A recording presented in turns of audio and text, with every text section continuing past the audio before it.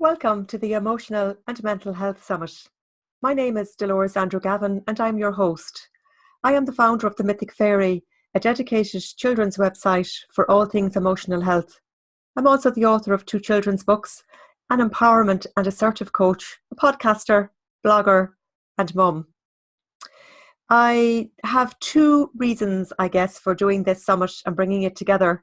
And firstly, it's to support the whole conversation that's already there around emotional and mental health.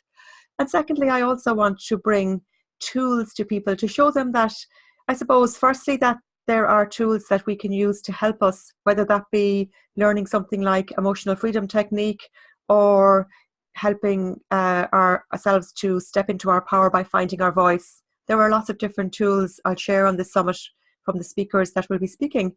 And also, of course, you also will hear from people who have been on a journey themselves. So it's always good to know that we're not alone and that others have travelled the same path possibly as ourselves. I hope that you enjoy the summit. Thanks for being here.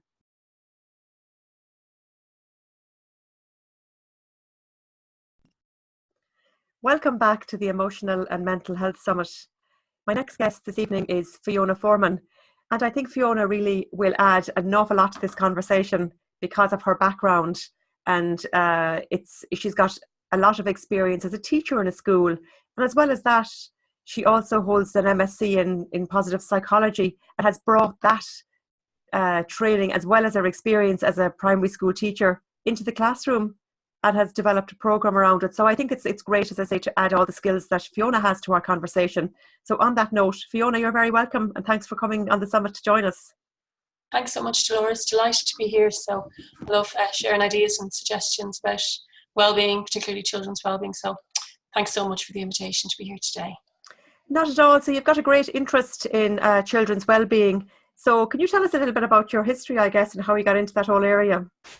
Yeah, thanks, Dolores. I suppose I was always interested in children's well-being.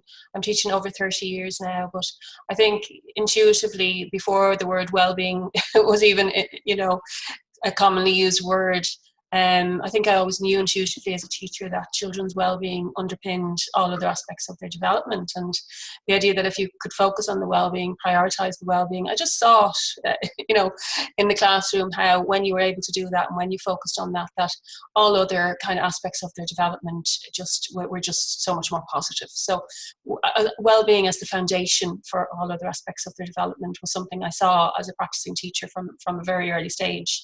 So then I suppose when I discovered the field of positive psychology and well-being, I saw the research that showed, yes, that's actually true, that when you focus on well-being and children's emotions and the relationships, that other positive outcomes follow. So I was thrilled to have been doing it practically and then to see the research behind it as well. So and isn't that wonderful? I mean, it's there again, it's the practical experience. You were there, and that's always actually one thing have always been aware of my own kids. Is how I'm always more interested in how they're getting on socially at school. And, because like, as you say, I think you can nearly tell as well if there's something going on in your child's life at school, because I think definitely behavioural wise. And I've actually written 2 kids' books myself. And the first one was because of something that happened to my first son at school. So that started my journey on the whole emotional realm as well. It was looking at the playground. And I have to say, sometimes playgrounds, oh my goodness, I don't know what to say about them.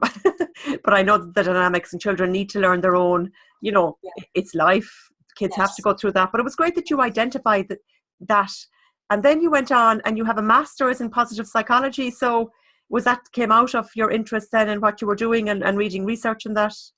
Yeah, exactly. I know what you mean, Dolores, about being a parent. I'm a parent as well. And I suppose what most parents want is for the children to be happy and to have high well-being. And, it's just so important that we try and figure out how can we do that and, look at the research, look at practical ways of doing that. But yeah, so having been so interested in well-being, when I discovered the field of positive psychology in 2011, I nearly remember the day because I was so enthralled by the whole field. Fantastic. That there was an actual science. So positive psychology is the science of well-being. So it was like, wow, this is amazing. I was just reading everything I could find on it. And then I started a master's in it in 2014 with the University of East London. I finished that in 2017. I did that part-time. So really it was like opening up, wow, the most amazing field of interest to me. seeing all these theories, seeing all the research, looking at the different components of well-being. So as I said, positive psychology is the study of well-being. So it's very much a science. It's a strengths-based science. It's about flourishing. It's about thriving. And it was founded by, it's a relatively new branch of psychology. It was founded by Martin Seligman in 1998. He's the kind of founding father. So he kind of noticed that, or he had an insight that psychology was quite deficit-based. So he was like, where's the research to show? I think at that point, 98% of studies in psychology were really about psychopathology. So his insight was, where are the studies about people who are resilient, who are using their strengths, who are coping, who are flourishing? We should be studying them as well. So that was the start of positive psychology. So obviously when I discovered that, read it, started to bring some of the concepts into my classroom, that was the start of the Weaving Wellbeing program, which is now doing really well in Irish schools. But yes, I see that actually. Over 60% of the schools use your wellbeing program that you co-authored with Weaving Wellbeing. Isn't that phenomenal? I mean, that's a wonderful figure. Yeah, thanks, George. It's we launched it 2 years ago. My co-author Mick Rock, who also has the masters in positive psychology. So it's in 60% of schools. We just found out recently in one level or another. So it's really great because I think it shows the need, the interest from teachers. Teachers are very, very interested in doing this with children, but again, they just need to have the resources. Absolutely. So many teachers say, I would love to be doing it. Where do I start? So very much with me having the expertise in it and being a teacher and also having the co-author, it just all worked out very, very well to do it in a practical way, to try and do it in a practical, child-centered way. So it's going really well now. So that's great. And I had a look at them on the website, and they're divided into different books for different topics and that, which is wonderful. So is this something that the teachers have on their curriculum then in Ireland? Is it actually a subject, or is it something that they just weave into the curriculum in some way that they can? Yeah, well, see, the SPHE curriculum exists in Irish schools, so social, personal and health education. Okay. So teachers have to do that in school anyway, which is great. It's a part of the curriculum. So our Weaving Wellbeing programme is designed in conjunction with the SPHE curriculum. So it links into the strands of the SPHE curriculum. So they cover it through that subject. So wellbeing is part of that subject, which is great. So we tied it in with that. So again, as you said, we used the different components of positive psychology. So we have positive emotions in there, big part of positive psychology. We have resilience, obviously a massive part. We have positive relationships, empowering beliefs, and character strengths. So lots of different topics and concepts, and just to introduce them to children at as early an age as possible, Oh, absolutely. And I think it's phenomenal. And it's so important. I mean, it's nearly as important, I would think, as maths and English and Irish, because as you said yourself, it's it's very foundational really for a child to, because I think also I do a lot of work with chakras on the other side of it, and the more energetic side, where like our first chakra is all about our sense of belonging. And if we don't feel like we belong, I mean, it's a fundamental right that we have to feel like we do belong. But so many people suffer with feeling, I don't know if you say suffer, but have this belief that they don't belong, or they try to fit in all the time, and really fitting in. And I think then our trying to fit in is never going to get us anywhere really, because we're not being ourselves. Yeah, that's so true. I'm glad you brought up the sense of belonging, because schools can just do so much to give a sense of belonging to children. It's one of the most powerful things that they can do. So the wellbeing program that I've written, if it ties in with a whole school approach. So a whole school approach is that caring approach, nurturing children, giving them a sense of belonging, giving them a sense of being nurtured, feeling that they matter, feeling that they're cared for, feeling that they can succeed. All those things are really, really important to children's wellbeing, but also teaching them the skills. So I suppose our program is about teaching them the skills. And if you combine that with a very nurturing approach that has that sense of belonging, that's where you can get the best effects. So that's wonderful. Yes, of course, nurturing. Yeah, because it nearly almost goes hand in hand with belonging. Because if we don't feel nurtured, or don't our sense of connection and all, yeah, that's phenomenal. So important, because I do say to teachers, as a teacher myself, our curriculum is so overloaded. Teaching is changing. There's a lot of paperwork, new initiatives, new policies, and sometimes teachers forget that really the most important thing is building the relationship with the children and giving them that nurturing, that sense of care. And if you can do that, that's, I think, the biggest job that we can do. That's where you can start making a difference, where you have a bond with a child, you build the trust, they know you care, and then you can tie all the academics in on top of that, but that has to be that idea of education as caring, a caring approach, I think is really important. And I just sometimes fear it can sometimes get lost because we've so many initiatives and policies and paperwork coming in. So I love reminding, when I do teacher training, to remind teachers that that's our primary goal, I think, is to provide that nurturing approach. And it's great that you teach both teachers and children, because there again, you're seeing it from both sides, and you're very aware of the overload that teachers can have in their curriculum. Yeah. And it's almost giving teachers permission, because teachers intuitively know that, I think, and I intuitively knew it. But then sometimes you think, oh, how am I going to fit that in with everything else? Of course. Then you show them research, and that's why I loved the study of it. That when you show that when you look after those needs, those very basic needs, for belonging, those psychological needs, that children are better placed to learn, because a child can't learn if they don't feel accepted and relaxed and calm and as if they belong there. So you really have to focus on those things first, but again, to show the research. So when I'm training teachers, I show them the research, which is reassuring, and then it's like, okay, I kind of feel you can justify it then. So that's very much part of my mission, I think, to get that caring element across. And it's, even the fact that you have to say that, I mean, this whole summit is about emotional and mental health, but these things like that we almost have to prove sometimes through research, even though we know intuitively that they're such an important topic. It's just amazing, isn't it? Like we do subjects like Latin maybe, and we just do them because we have to, but these other things then that are so much more important and are building blocks of life, we have to produce research to get them through sometimes. Yeah, that's the way the world's going, isn't it? Absolutely. Well, I suppose in a way it is amazing, but I'm glad that positive psychology is a science. So there is the science there to show, there is the research. You can stand up against all the other research to say, this is fundamental. It's fundamental. Absolutely, and it is absolutely belonging. I always think, like, without a sense of belonging and a feeling like you fit in, there's no way a child can be resilient if they don't feel like they fit in my opinion, because there's no foundation to hold them up. To bounce back, because there's nothing to bounce back on if you don't actually believe in yourself and feel like you belong. Yeah, it's one of those fundamental parts, isn't it, of development. If you feel you belong and you fit in, it reflects a certain, feeling back to you that you're okay and that you're accepted. So it's that feeling of, acceptance and knowing who you are, and that's the building block then towards, positive development and self-regard, all those kind of concepts. So resilience.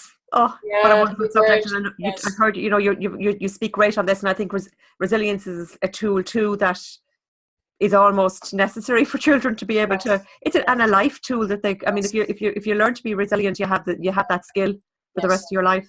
Yeah, well, it's so important because resilience. We all, any parent wants their child to be happy, wants them to have a happy, successful life. But the one thing that we can be sure of is that our children are going to face challenges, are going to face problems, are going to face difficulties. So we want to protect them, but we also have to prepare them. And I suppose that's what resilience is that idea that we give them self-belief, the idea that they can cope, that the challenges are going to come, and you know what, you have that inner strength to give them that belief in themselves.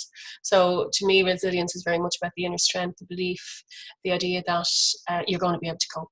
The difficulties are going to come and you're going to be able to cope with them. And I love the idea of strength. I don't really like the idea of toughness, because toughness, mental toughness to me is more about not feeling things, or maybe not being affected by things.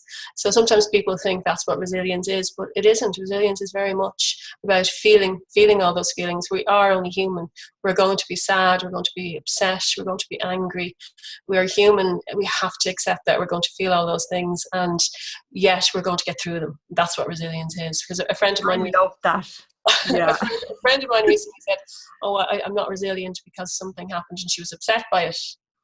So, I like to clear up that misconception, because I was like, oh, that doesn't mean you're not resilient. It means you're human. You had that incident happen and you were very, very upset, and that's a normal way to feel.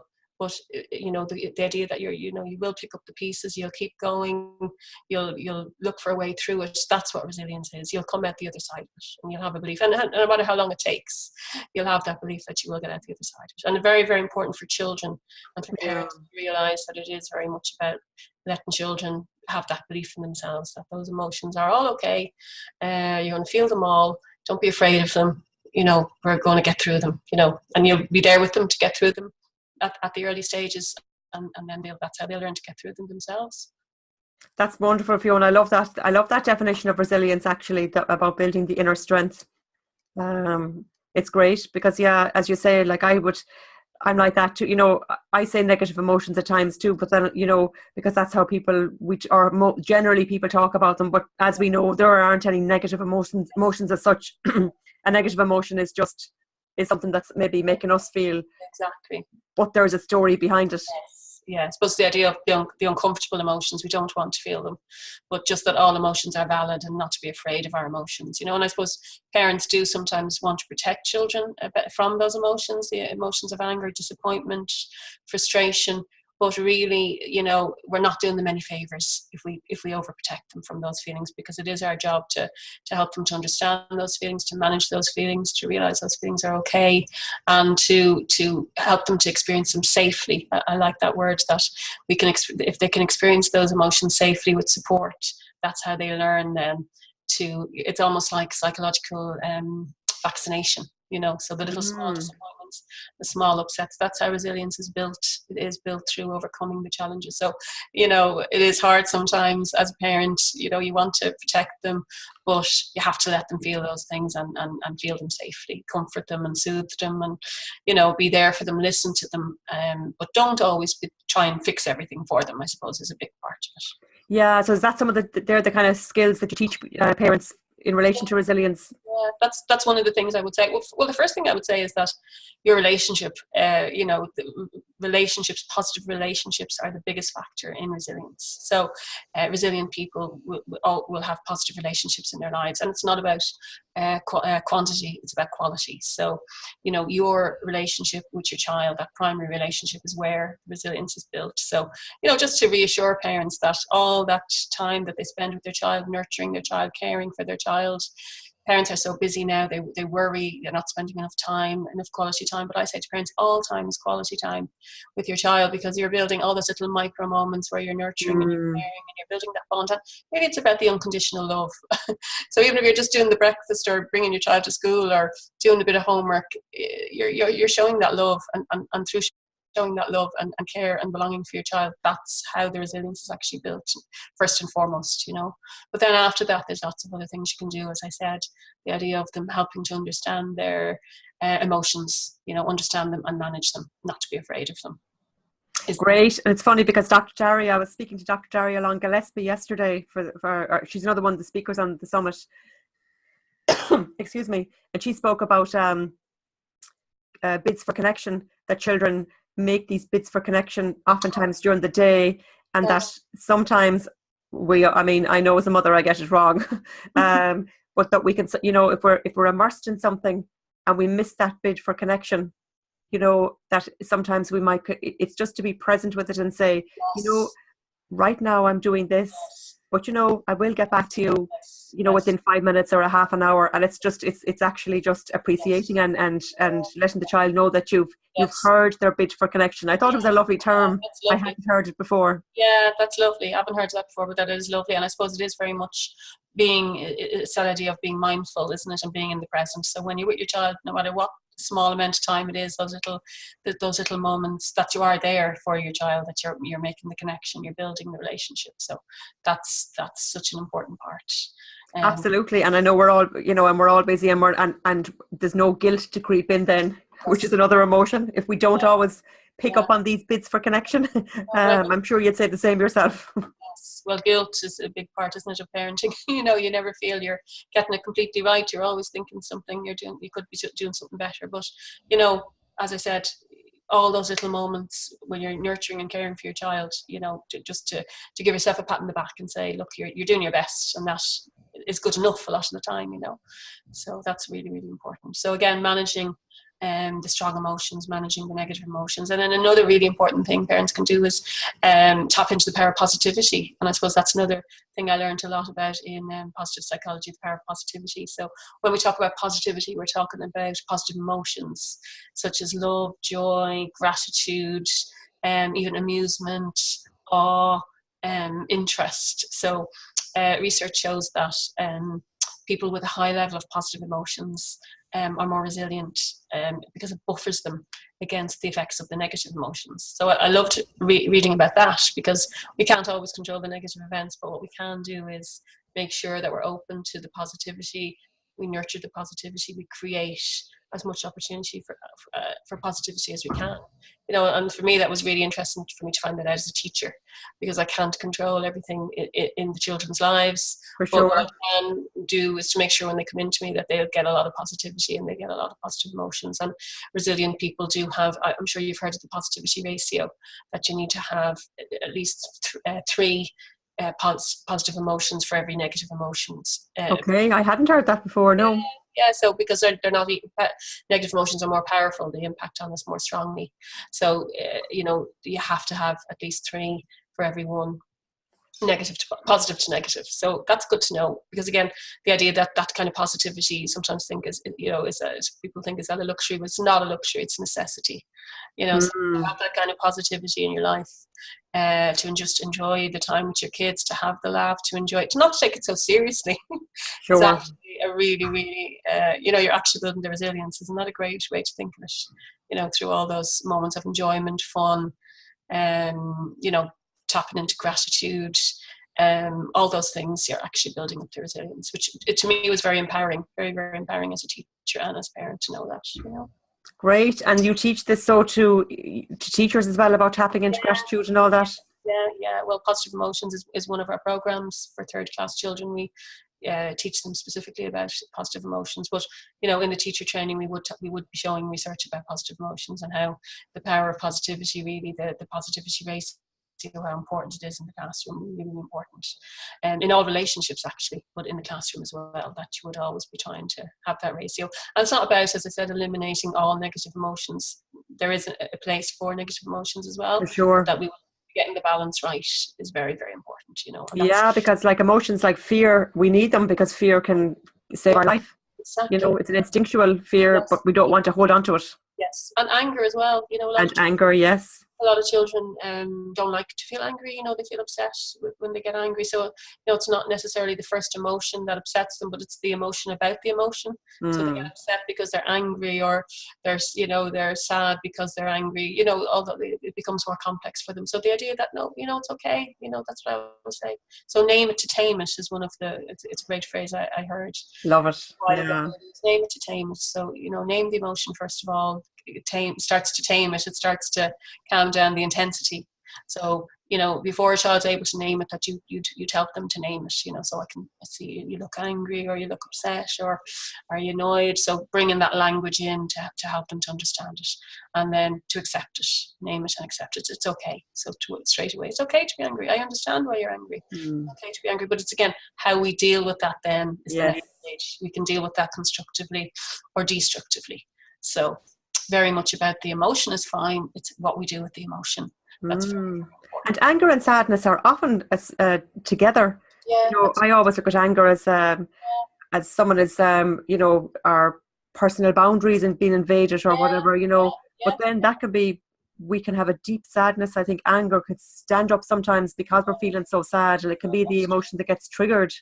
True. And I suppose anger is you know, makes you you know, helps you to be proactive, maybe, you know, that you're actually going to do something or say something, or, you know, gives you that energy, doesn't it, to maybe you know, stand up for what you think is right. So, you know, I would be saying that to children, oh, you know, that's right, you're right to be angry there, or, you know, just that, not to be afraid of them, but it's just how that they don't become overwhelmed. You know, some children can get very overwhelmed by the big emotions.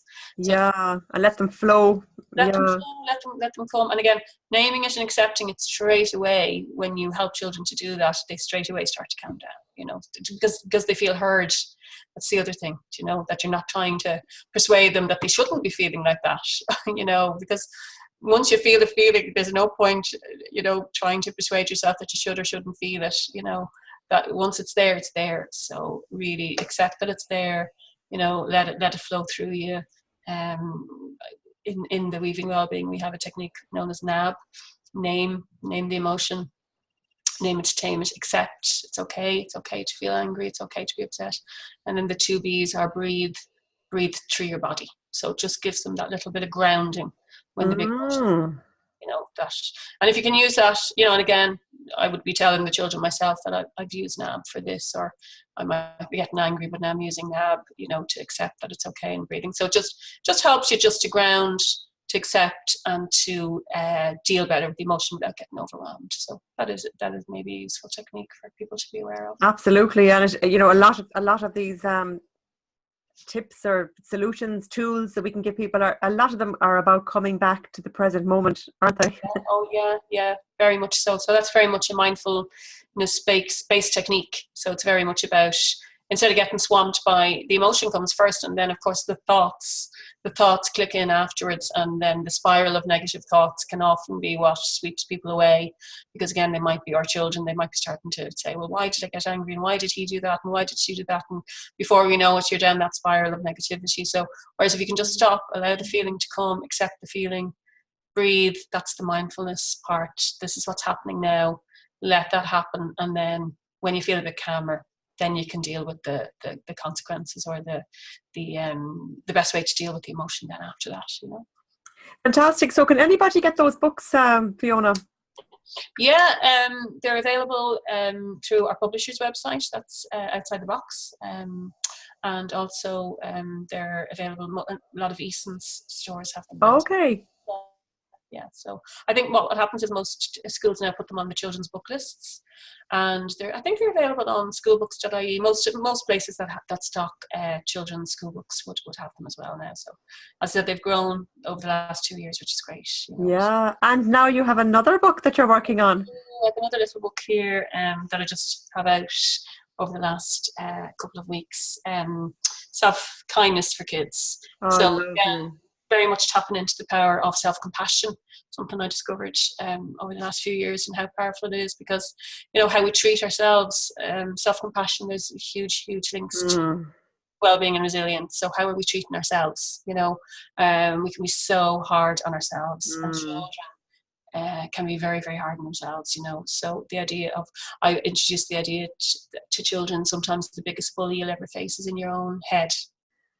And a lot of saboteur. The inner saboteur, the inner bully. And children, wow, when you tell them that and you give them that concept, they really resonate with it, because a lot of children feel that they're the only ones doing this. Being mean to themselves, or I say, being mean to yourself, what are you saying to yourself? And the idea that we all do it, first and foremost, so don't beat yourself up for doing it. That's the way our mind works. But that really, we have to stand up to our inner bully. So, so it's very much about introducing the idea of self-compassion to children, and to ourselves as well. When you're talking about the guilt, all the things that we might do to ourselves, that you might just catch yourself when you're saying, oh, why didn't I do that? Or I should have done that.